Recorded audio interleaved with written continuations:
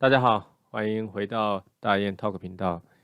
今天来聊一个比较敏感的话题，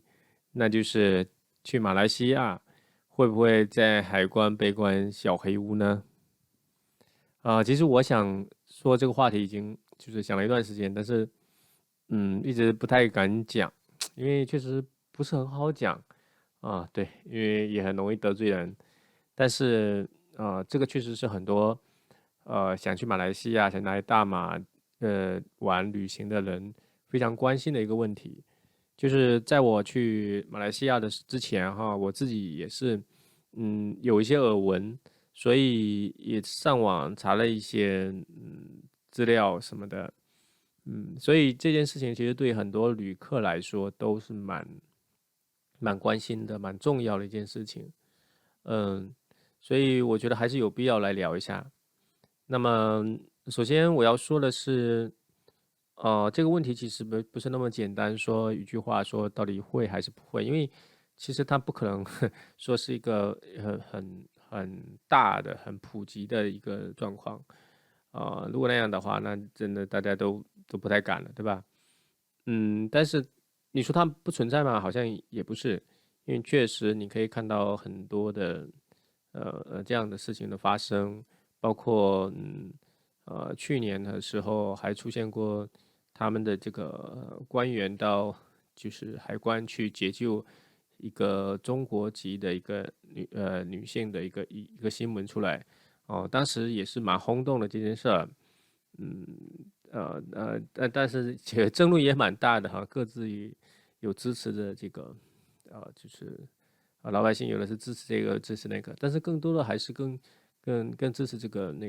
政府人员去解救的这样的一个行为了，因为其实这样的事情还是蛮伤害马来西亚的这个国家的这个旅游的这个形象，所以从总体来说，这个事情是还是有存在的，因为我看了一些资料跟新闻的话，这种案例从几年，就是近几年去看，好像还是陆陆续续都有相关的这些事情，而且有些案例你看起来就蛮蛮奇怪的，就是有点难以理解哈，就是对。然后我想讲的就是说，如果你是要到马来西亚玩的话，可能你能做的就几个点嘛，好像自己多注意一些。一个呢，就是你的这个行程就是你的行程单最好详细一些，然后打印出来，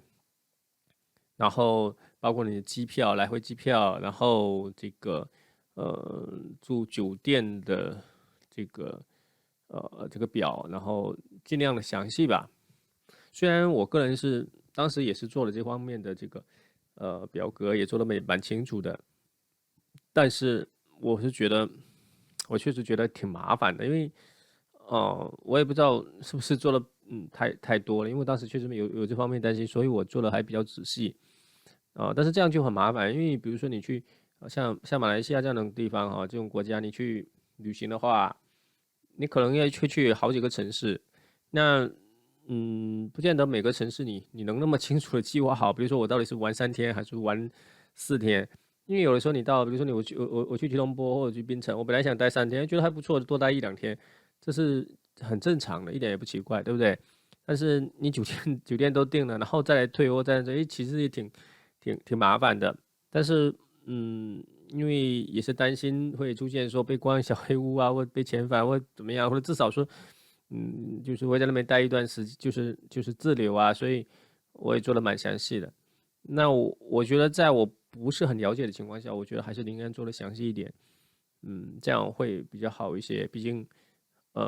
语言的话也不是非常通畅，所以我觉得尽量减少麻烦吧。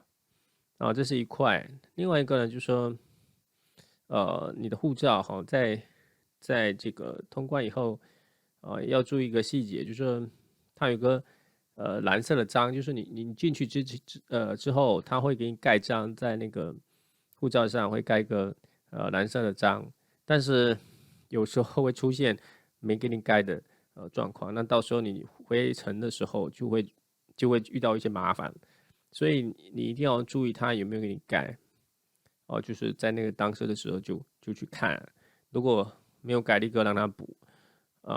然后如果你是出去以后发现没有盖，那也有补救的办法，就是你还是找这个相关的这个渔民局啊这些去处理这个东西，但就是会很讨厌的麻烦，因为你本来就是出来玩，然后中间夹杂了还去处理这些事情，就是挺讨厌，但是也没有办法，你不处理的话，你真的到出海关的时候，你可能就更讨厌了。所以这个事情也是需要注意的。另外一个就是旅行的话，他们说这个是我看了一些就是网上的案例，不知道是不是这样子，就是说如果你是年轻的女性，尽量不要单独啦，就是因为就是这种案例里面单身女性在海关被盘问的可能性就比较大嘛，比较厉害嘛，所以我觉得如果你去马来西亚，甚至其实新加坡也是一样，就是你单身女性的话，去自己还是就是看有没有这个必要嘛，因为确实有一些其他的怀疑嘛，当然我不能说这种东西是合理，但它确实存在嘛，所以其实我讲这个事情也是蛮纠结的，就是哎呀，这个事情到底怎么讲比较合适？但是我觉得，我觉得还是要给这些出去旅行的人一个建议，不要很多人说啊，你不把事情做坏啊，你不怎么样啊，人家为什么为难你？哎，真不是这样。你真的如果经常出国旅游的话，你就知道，其实每个地方都有每个地方的优点跟缺点，还有文化差异，还有很多它内在存在的问题。所以这些东西也有可能会给你的旅行带来一些困扰。所以我觉得，还是要跟这些想去旅行的稍微提个醒，让他多注意一些。包括其实你去之前，如果你有马来西亚的这个叫什么，就是地陪嘛，他们不知道叫地陪，就是有当地的人接洽的话，那会好很多。就万一你被关小一户了，有人可以来帮你这很重要，因为其实当地华人还是很好的，很棒，很热情，他会就是会帮你想办法。但是如果你没有认识的话，就会相对更孤独一些，就是遇到状况的话会比较麻烦。然后海关的话就是好像很多都不是华人啊，就是大部分都是当地的马来人，所以就是这一点就比较，你不要想着说哦，那马来西亚那么多华人，我不怕，我英语不是特别好也没事，不是这样的，就是你在海关这边，你还是要有一点能表达清楚大概的意思，如果不行的话，用翻译机，对，翻译机也是一种可以啊，补充吧，只能算这样，但是不能确保了，所以我是觉得说，可能出门还是多注意一些啦。好，今天就聊到这里，再见。